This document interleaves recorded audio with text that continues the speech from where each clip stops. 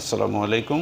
আজকে সেক্সুয়াল উইকনেসের রোগীর জন্য কেন লাইকোপোডিয়াম ওষুধটি সিলেকশন করেছি সে বিষয়ে বিস্তারিত বলবো। প্রতিনিয়তই চেম্বারে এ ধরনের রোগী পাই। সুন্দরভাবে গুছিয়ে কেস টেকিং করে সঠিক ওষুধ সিলেকশন করতে পারলে হোমিওপ্যাথি চিকিৎসায় এই সমস্যাগুলো পার্মানেন্টলি ঠিক হয়ে যায়। তো রোগীর বয়স হচ্ছে 31 বছর। রোগীর সমস্যা হচ্ছে সেক্সুয়াল উইকনেস, বিয়ের বয়স 6 বছর। রোগীর সেক্সুয়াল চাহিদা একেবারেই কম এবং সময় খুব কম পান। সপ্তাহে উনি একবার মেলামেশা করেন। এছাড়া রোগীর কেস হিস্ট্রিতে আরও যেটি জানলাম, রোগীর পানির পিপাসা মোটামুটি স্বাভাবিক, শীত বেশি, খাবারে লবণের প্রয়োজন হয়। এছাড়া রোগীর ঘাম বেশি, হাতের তালু পায়ের তালুতে ঘাম হয়, পায়খানা স্বাভাবিক, প্রস্রাবে দুর্গন্ধ হয়, পেটে প্রচুর গ্যাস হয়।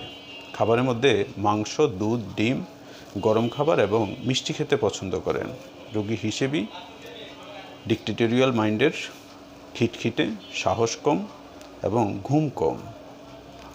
তা আমি এই যৌন দুর্বলতার রোগের জন্য লাইকোপোডিয়াম ওষুধটি সিলেকশন করেছি এবং 1 মাসের জন্য লাইকোপোডিয়াম 0/1 এবং 0/2 দিয়েছি। এ রোগীর জন্য লাইকোপোডিয়াম সিলেকশন করার কারণ হলো হোমিওপ্যাথিতে সেক্সুয়াল উইকনেসে যে ওষুধগুলো খুব ভালো কাজ করে তার মধ্যে লাইকোপোডিয়াম ওষুধটি অন্যতম।